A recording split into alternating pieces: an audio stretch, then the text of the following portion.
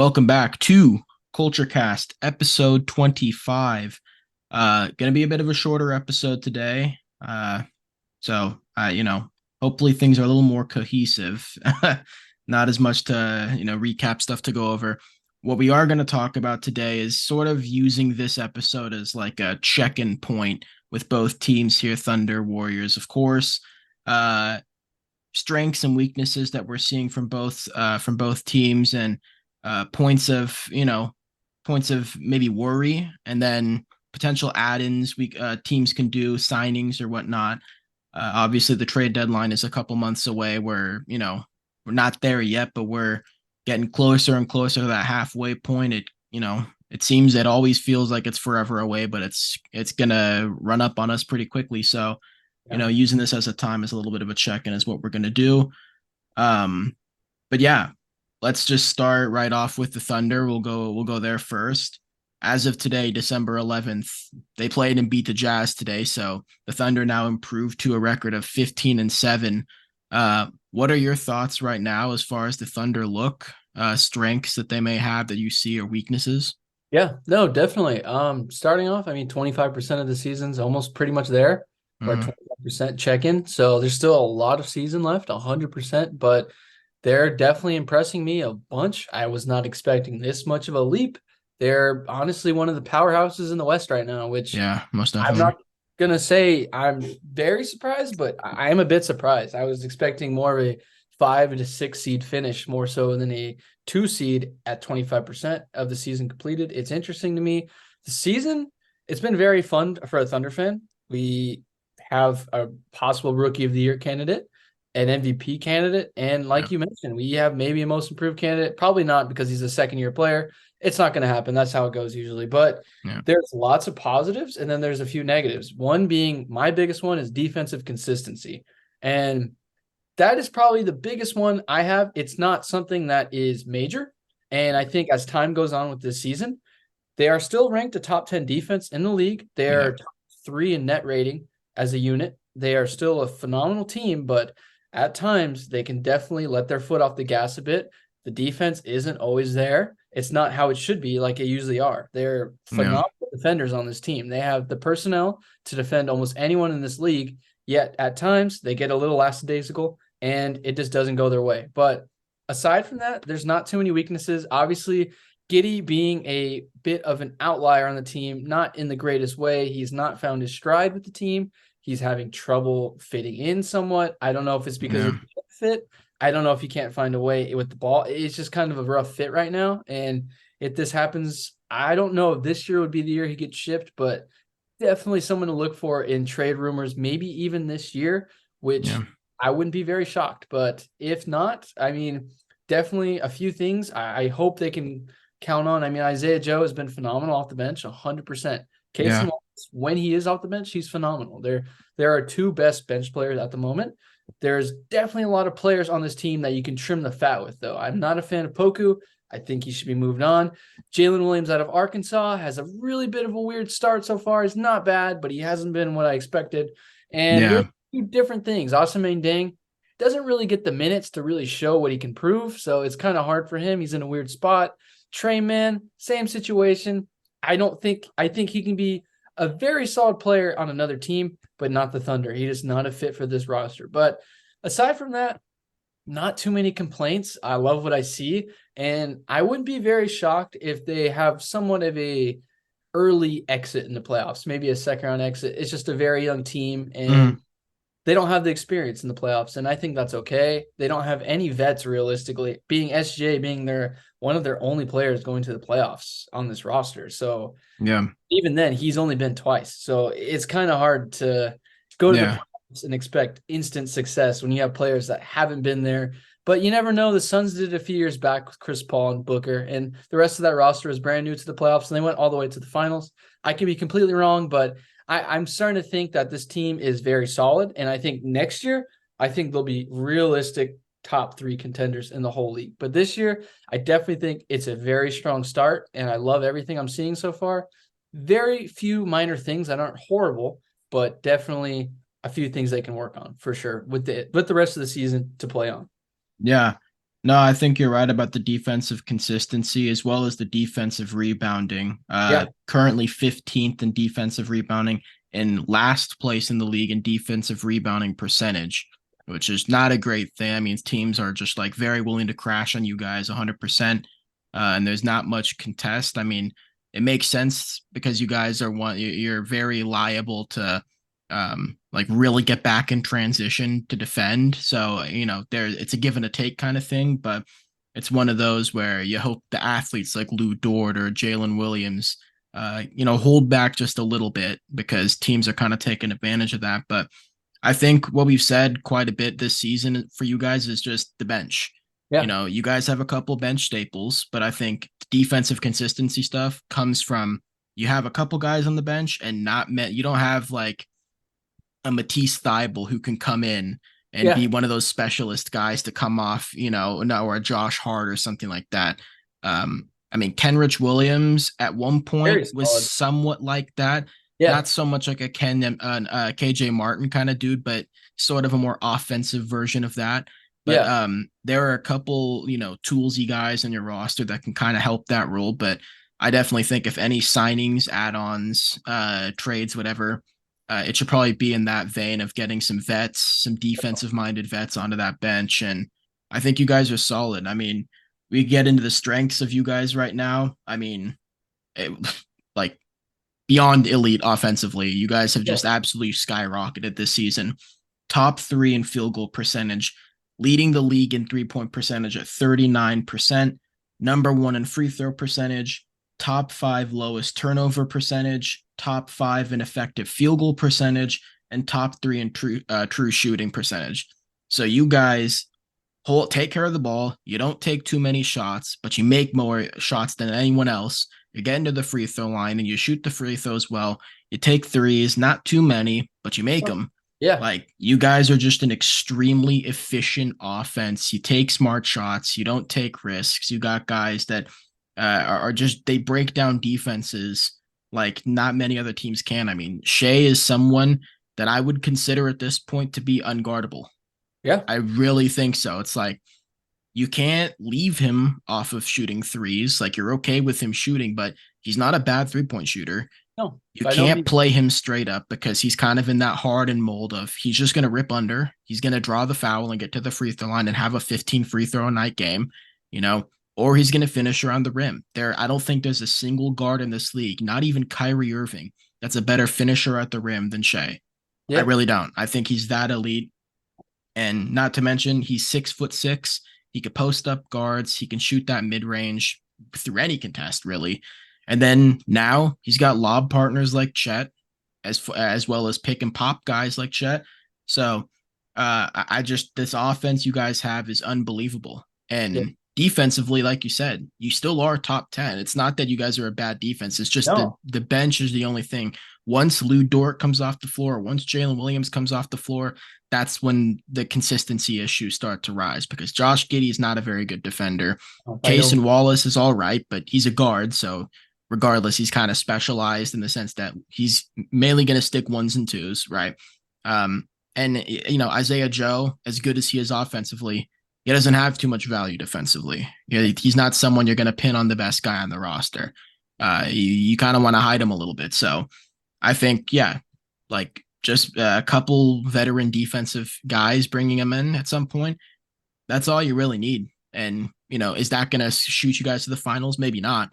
But I Yeah, think that's a step in the right direction. Also, agree. again, solving the issue of just weeding out the roster a little bit, finding some holes and getting rid of those. And I do think Josh Giddey is kind of one of them Yeah, because, last season it didn't look like it, but as this offense is absolutely taking fire, Josh Giddey is like, odd man regardless out. of off the court stuff, Yeah, straight up on the court, you could kind of tell he's the outside guy. He doesn't really fit. no, So not right now, at least. Yeah, yeah, but I like everything I'm seeing there, and it's like you said before in the last episode, these next couple weeks are going to be a big test for you guys because you're going to be facing a lot of top teams. So I mean, the Warriors started this season facing like 13 top 10 teams. So, yeah, you know, hopefully we get a break soon. But no, you guys, it's gonna get to a test point, so I You know think you'll be what? fine though.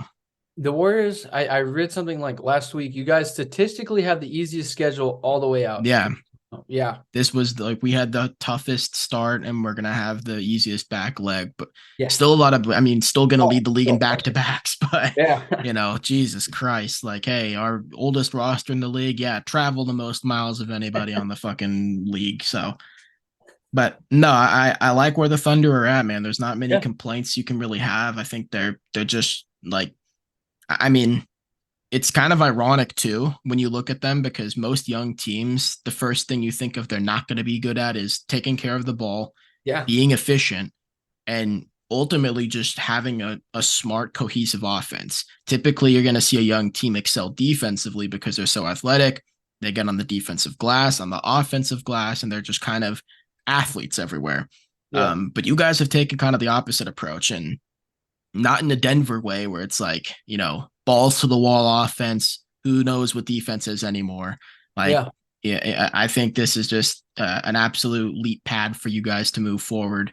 And there's just not much, not much you have to change. So that's a good thing. For sure. Uh, to move on from the Thunder, we'll get into the Warriors. Again, as of December 11th. Now, if they don't Warriors don't play again until tomorrow against Phoenix, but right now, Warriors are sitting at 10 and 12. Uh, not that bad.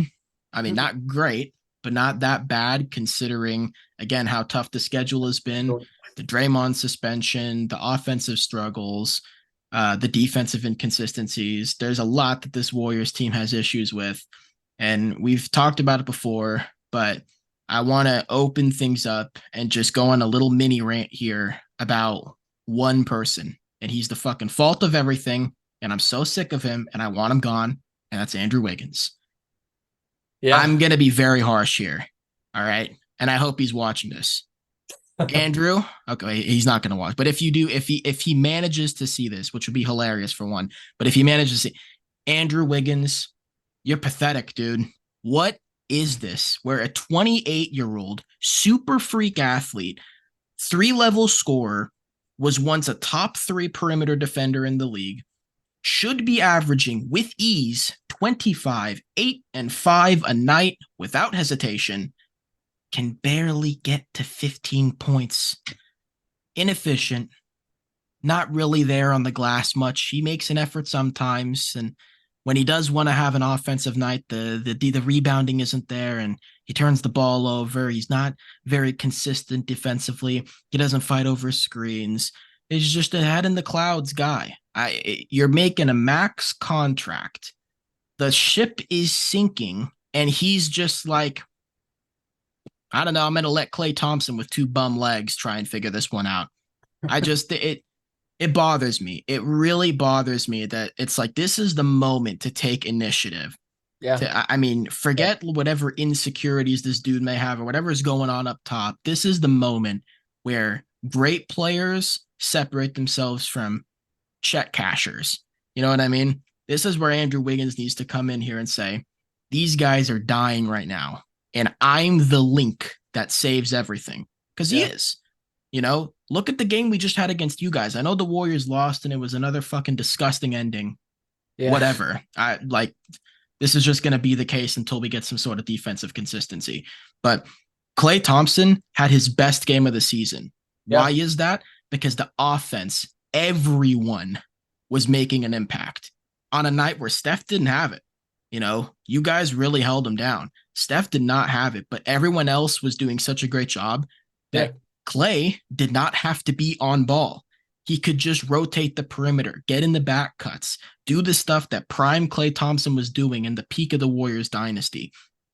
And that meant his knees weren't fucked up. So the efficiency was there. The legs were under every shot. And the defense was actually not horrific. Like when guys step up, when the shot creation is there, everything improves. And we were literally one Draymond not trying to steal the ball on a play where all he had to do was not let Chet shoot. And the Warriors win that game. This is the second time we've played you guys where probably should have won. Yeah. But two late game bonehead mistakes and we fucking lose. And it is what it is. You guys still outplayed us. I mean, in this one, it was just overtime where you outplayed us. But that one, that one. yeah, I think that one, yeah. aside from we've literally set the record this season for turnovers in a game at 29. I know. I know. But I to bring it full circle with Wiggins, my whole point in that is the number one issue for the Warriors, number one, is shot creation. Yeah. They just do not have it aside from Steph. Nobody is stepping. I mean, it's like the Grizzlies, the Grizzlies of the past. Everyone clowned Dillon Brooks for taking all those shots and having the low field goal percentage.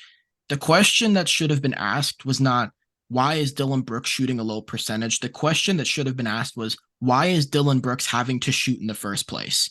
Because you can say all you want about Klay and the field goal percentage and, oh, he's doing this and he's doing that. The reality is he should not be taking those shots. Yeah. Not in a he's chucking, but Andrew Wiggins is supposed to be the one doing that. Just like Desmond Bane was supposed to be the one stepping up, not Dillon Brooks. The Grizzlies needed that shot creation. Nobody came to the bat. So who did? Dillon Brooks. Like, that's what's happening right now with the Warriors. You're letting Klay Thompson, it's just like try to salvage whatever he can when he physically cannot handle it. Yeah. So the shot creation right now is the number one issue. And that's why you see this, the starters, their offense is here. And then the bench comes in, saves the day. The starters come back in, bring it back down. The bench comes in and re-saves the day every single game. And it sucks, man. I hate to see that, but Andrew Wiggins is the culprit here. He's the issue. You bring someone in that says, get the fuck out of my way, I'm going to score. That issue's no longer there. Yeah. Now the pressure is alleviated off of Steph. You have a guy that can get his own consistently, that doesn't need to be told to go get his own. And then Klay can just be Klay. And everything solves itself. Boom.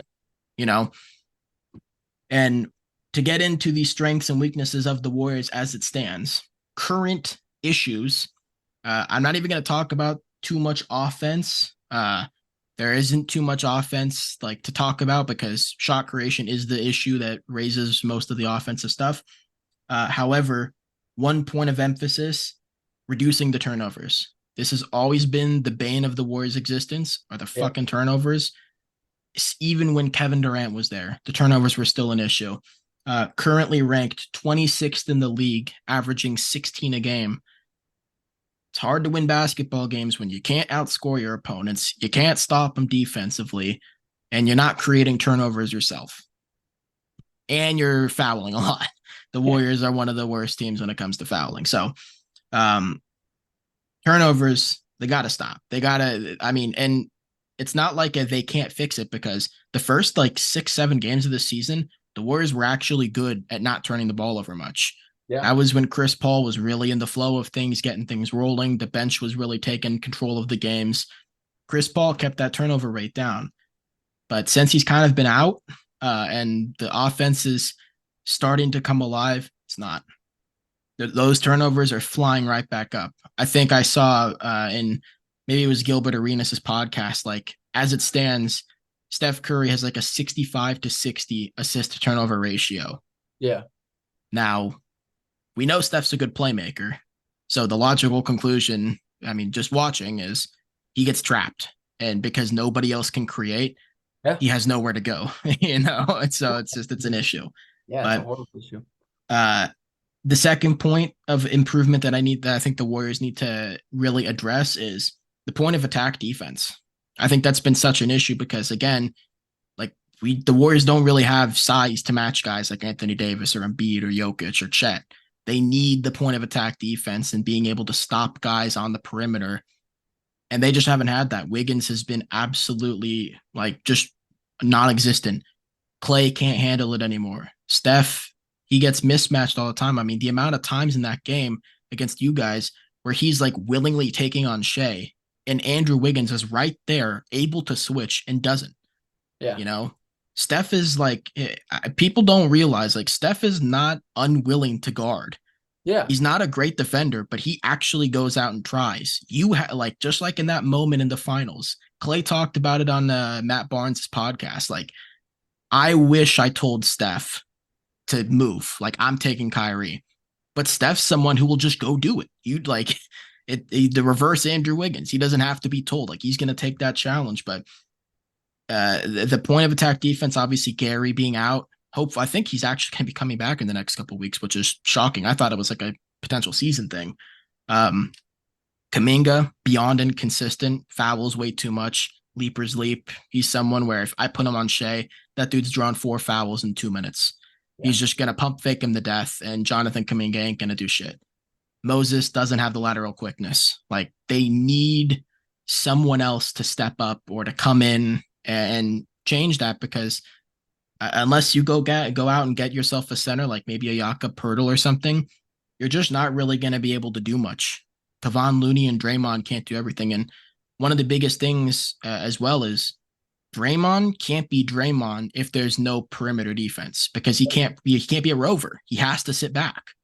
So the instigator, the problem starter for all these offenses, it's not going to be there if there's no back line that can allow or no front line to allow Draymond to move around. So point of attack defense, biggest issue in my opinion for the Warriors, as well as the reducing turnovers. Strengths, however, the 2 strengths they've had this season. Number 1, assists. The Warriors are, even though the turnovers are not great, they're still top or number 2 in assist percentage right now. Still that same Warriors team, moving the ball well, getting shots up and everything, even though the offense is shit, they're still number 2 in assist percentage, which just tells you if the shot creation is there and they get better looks and they get guys that can create on their own, their offense is going to be humming again. They got a chink in the armor right now. And then the second is they're top 5 in offensive rebounding percentage. That's been one of the biggest godsends for this team this season, is just them being able to crash the offensive glass and extend possessions for themselves. Especially against you guys. I think the Warriors had like 10 plus offensive boards, even though we lost. Yeah. I mean, still just everybody getting down there. It changes things. There was one streak of possessions where Brandon Podziemski alone had like 4 straight offensive rebounds in the same possession. Yeah. It was wild. Didn't make any of the shots, but still. They're in a weird spot, man. They're not playing horribly, but they just have too many issues compiled. And the big thing is, are they going to make a move? And that's where I hope Mike Dunleavy really differentiates himself from Bob Myers. Potential moves for the Warriors, we've talked about it. There are only a couple that I think are really possible. And one of them is a bit of a reach, but he's someone I kind of hope to see. First, DeMar DeRozan, talked about it a ton. That's just shot creation, just someone who could get a bucket in the minutia of things, in the weeds of things, mid-range, post, layups, dunks, someone who doesn't need to be told to go score, just alleviate pressure. That's someone replace Andrew Wiggins, because it's not like Wiggins is defending, so who cares? But the second would be Pascal Siakam. Dude's been tied to the Warriors for the last 2-3 seasons. The Warriors have been eyeing him. Warriors fans have been eyeing Pascal. Last year was OG. It was OG Anunoby, but I think ultimately Pascal Siakam is the guy the Warriors would want. He just fits the most, seemingly. If you're gonna get Pascal, it's bye Kuminga. But ultimately, I mean, I'm not too big a believer in Kuminga anyways, so whatever. It doesn't bother me too much. But yeah, they need to make a move. And the third guy, bit of a reach for me, but I was telling you before, kind of depends on how this season goes for them. But potentially Julius Randle. I know Julius Randle has struggled. He had a great night tonight against the Raptors. I watched a bit of that game. But Julius Randle is someone I think the Warriors could desperately need. Just a big-time shot creator, a good rebounder, someone in the right system could be a solid defender. I like what I see from Julius Randle, and I think he could potentially fit on this team. So, that's where we're kind of at here with both of our squads. It's just a mess. Do you have any thoughts here on the Warriors? Any further thoughts on them? Yeah, I guess most the 3-point percentage for you guys, it's not where it's usually expected. I mean, you guys were what, top 5 last year? Yeah, I think so. Yeah, you guys were pretty phenomenal And last like year. number one in attempts or something. Yeah, so you guys were not afraid of shooting them, but this year you Yeah. guys are a bit lower in the percentage part. But definitely thinking as the season goes on, stars for shots will start falling. Clay will get his legs under him. I think that's the biggest thing. But like you're saying, having openings for Clay, definitely needing more creation for Clay. I think that is one of the biggest things. Clay was one of the most effective when you guys had Kevin Durant. He was at his best pretty much, or the years before. But even then, that was when he was a bit younger. But now in Clay's current stage, like you're saying, I think he needs to be the third option. He does Mhm. not be forced to be the second, which I think right now he's in that second spot, which he does not belong in his current state. And like you're saying, I think all the percentages will go skyrocketing up as soon as you get someone like DeMar, someone that's just a secondary playmaker with shot creation abilities. I think this whole team will blossom, and I think it's very needed. And I think now it's now or never. I think the trade has to happen for someone like that. Yeah, 100%. It just like you got to make a move. There again, there's no way anyone in that Warriors front office can look at this roster and say we can We're compete winning. for a Yeah. championship. I mean, I know Steve Kerr said that he thinks that they can still win it all. Of course, he did. He's the coach. Steve Kerr's not going to sit there and say we kind of suck, man. I don't think we're Yeah. going to do anything. Like he's got to gas his guys up. That's Steve Kerr. He's always been that way. He's not one of those coaches that's going to shit on everyone. But Yeah. it would be absolute malpractice, in my opinion, if Mike Dunleavy Jr. just stood pat. Yeah. Bottom line, like you got to do something. You have to do something, and I hope they do, man. It like Bob Myers was not a big move maker.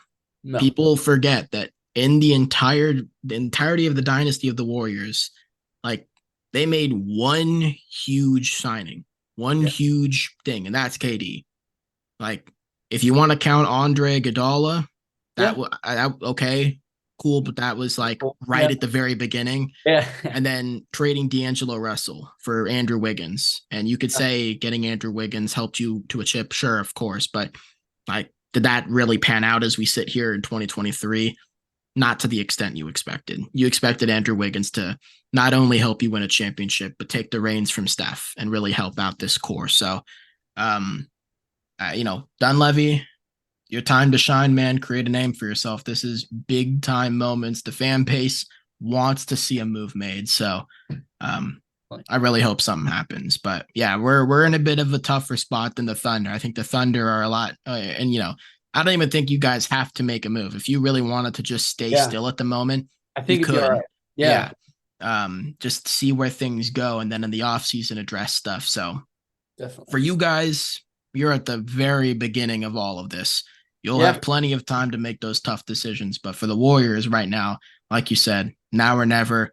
You're playing with father time for Steph. And, the double edged sword of that is if you want to keep building around Steph, you better surround him with talent now because the moment you think I've got more time, that's when Steph's body's going to give up. Yeah. That's No, just how it is. So, yeah. Yeah, but we will move on from there. Last but not least, thoughts on the Lakers winning the first inaugural in-season tournament here against the Indiana Pacers. That was a fantastic game. I Yeah. mean, I like the in-season tournament. It's a little weird still, and Yeah. I think personally the 500K prize is a little bit like, are people really getting up for that? I wish it was more of like like a genuine trophy. Don't the bonus thing. For the two-way guys, I guess, like of course That's that awesome. helps them Yeah. more, but Sure. um, you know, I, I don't know. That's my only like complaint. And the courts. Yeah. What is up with fucking Adam Silver and these colorful courts? He wants to do this for the finals too. Like, just there's one thing for any specialty game that the fans have ever asked for, and that's to bring back team jerseys in the All-Star game. Yeah. Stop trying to fuck with everything else. Just Yeah. keep the courts the same and give us the team All-Star jerseys. Like, we don't want to see East versus West. I want to see like Jaylen Brown in a Celtics jersey, yamming on Devin Booker. That's what I want Yeah. to see, not the other fucking bullshit. Anyways, what were your thoughts from this Lakers Pacers game? Like just, I guess, vibe of the tournament in Vegas, because this is where the last couple games were played in. And then how do you feel about it moving forward? Yeah, no, I think it was obviously a very fun showing. I think 100% Vegas was a great spot for basketball, and I think maybe in the future we'll see more basketball in Vegas. I mean, every team seems to be going there, but no, that was definitely a very fun game for 100%. Lakers kind of did very well though, shutting them down. I think they shut down that offense perfectly. You're Yeah, talking about the number one ranked offense in the league, the Pacers, which orchestrated by Halliburton, who had a rough game. He didn't have a very good game. Lakers yeah. did phenomenal shutting him down. I think Cam Reddish was incredible. Yeah, incredible defensively. I mean, Austin, perfect game, yeah. great game. He was phenomenal. LeBron, obviously, AD MVP of that game. Oh He Jesus. killed it. He killed it. He was the best player in that whole game. I mean, he was just. It's Miles insane. Turner is Yeah, like one of the best defensive centers in the yeah. league, and Anthony Davis It's absolutely embarrassing. ditched him. Yeah, it's Yeah, like, dude, this guy is so yeah, talented. He has so much God-given talent, and he's so good. It's like, why yeah, can't you do this on a nightly basis, dude? You yeah, are so phenomenal. You are literally one of the best power forwards of all time, and he proved it. I mean, that was a phenomenal game. He rose to the yeah. occasion. He played amazing. I mean, I don't think there's anything else you could say. What, 40, 20, and was it 40, 20, and like 5 or something? Yeah, just the most complete game you can have as a center in the Yeah. modern league. It was Yeah, insane. He literally had the best game I've yeah. ever really seen. Well, I can't say from him because he's had plenty of phenomenal games on the Pelicans, but that At was least probably in his the best Lakers game. like recent Laker tenure, Yeah, yeah, that's one of the that was best you're gonna see. that was the best one, dude. I mean, Yeah, he really played. He really rose to the occasion, and I think that it was kind of insane to me that LeBron won the MVP of the whole tournament, right? yeah, I mean, I yeah. guess that's probably fair. He was phenomenal the whole way through, but I don't know. I think that game, man, that was like kind of like. Yeah, I think AD probably deserved it, Yeah, I but was gonna say, like, he you probably know, should. No, that was kind of like one of the best games I think, like not in NBA history, but like that was pretty crazy. I no, mean, that was yeah. but Just yeah, again, no, it's like he wasn't facing some like no, bum center. he wasn't Miles facing the Turner bum. He is was like playing Miles Turner, when it's like all said and done for this generation, Miles Turner is going to yeah, go down as like up there, probably a Lakers. top five, top six center in the last 15 years. So, He is no, he is you like, know, yeah. I like, mean, there's seasons where that guy has more blocks than teams. Like that guy's and a he's like everything. probably aside from Cat, probably the best stretch big in the Yeah, league. he It's probably like is. Miles Like Turner and he's the no dude slouch. catches bodies. People forget that Miles Turner He's can athletic as yam. well. Yeah. Yeah. Oh, he's athletic as So well, dude. And I mean, he didn't Anthony Davis cooked at him. all. Yeah, he Oh, didn't yeah. play a good game And he offensively. fouled out too within Yeah, like there was still like half the fourth quarter left, and yeah. he fouled out because Anthony Davis was just going right at him. Going right at him, dude. I And mean, I I mean, know we saw that LeBron clip of him, talking up Anthony Davis, like go at his chest, which I love the comments of that of like, oh, yeah, LeBron, look at the IQ. It's like that's just like Miles Turner is kind of flat-footed. Yeah, it's like yeah, go into his body. He can't like block you moving backwards. It doesn't work that way. But no, yeah, man, Anthony Davis was just unbelievable. But definitely. it was like I said in our group chat, it's like he's gonna go from this generational performance Yeah, to to next like game 10 like points. 12, 10, Yeah, and like two blocks, some like shit if it's just it's so weird, man.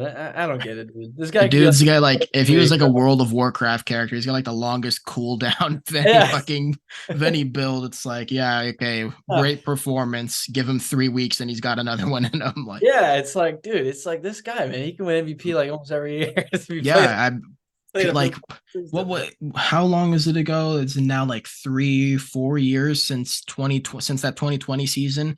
Yeah, Like Anthony Davis at that point, bubble time, Anthony top five Davis player. was considered like not even just top five, he was considered top two.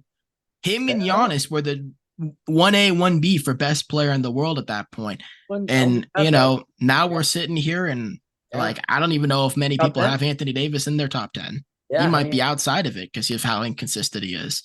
Like, yeah, but it's tough, man. you see a game like this and you're reminded like He if can this still dude play. just Yeah. it's like Andrew Wiggins, if this dude just has the mentality to do it on a Oh yeah. nightly basis, there is literally no reason why he couldn't do it. No, And at least Anthony Davis could say, well, I get injured, but like other than that, you know, yeah. and only the last couple seasons he had big injury issues.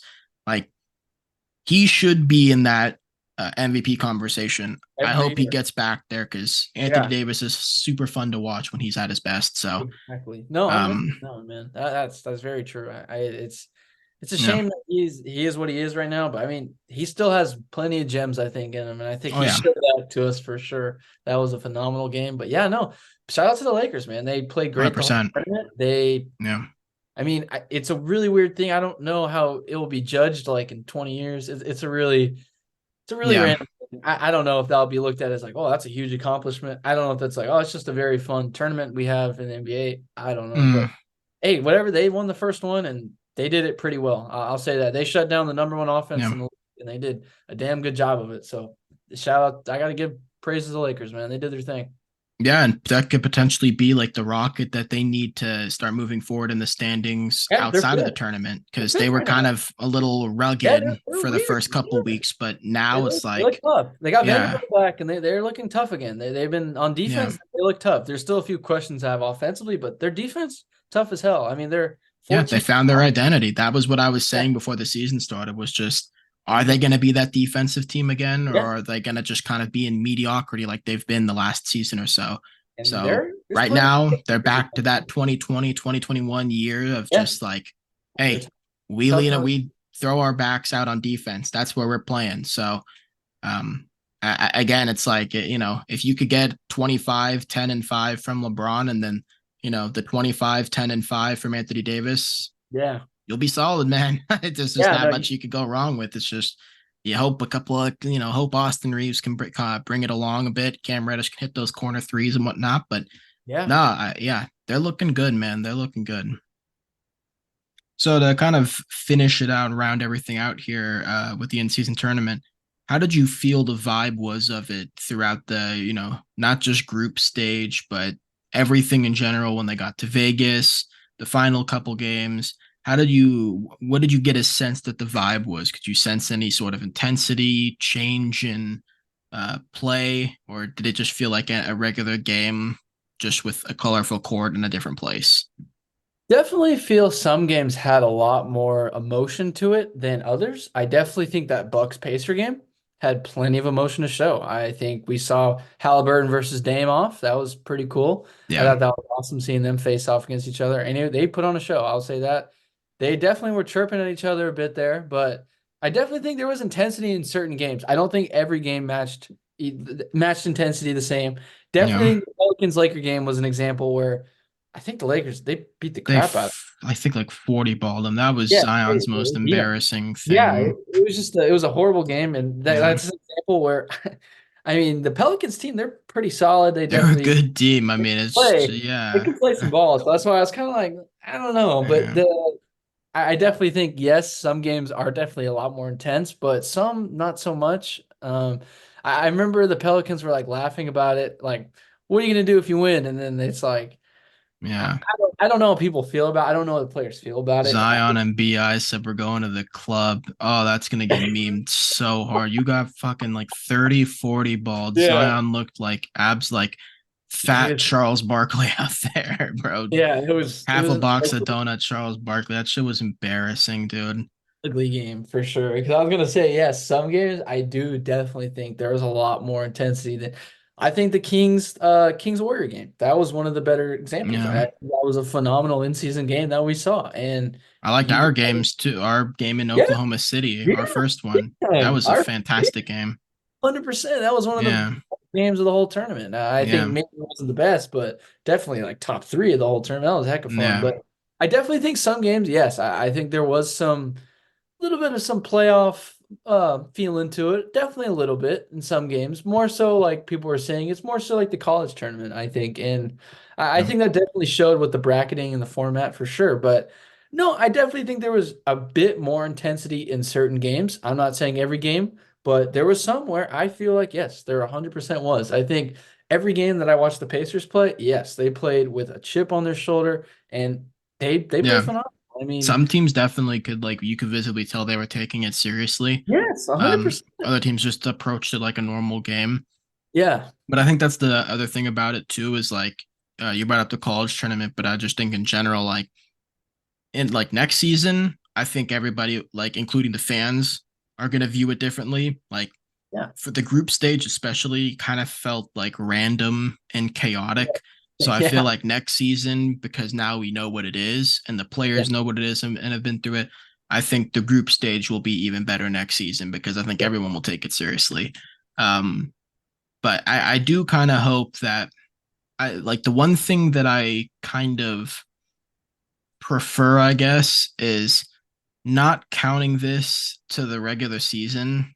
I feel Yeah. like that's a little weird. That's the Yeah. only thing that kind of bothers me because, like, if you're not differentiating it from the regular season, then I know it's literally called the in-season tournament, but Yeah. it's like it's hard to call it a tournament when it's technically just a normal game and Yeah. there's really no ultimate prize for it outside of like 500 grand.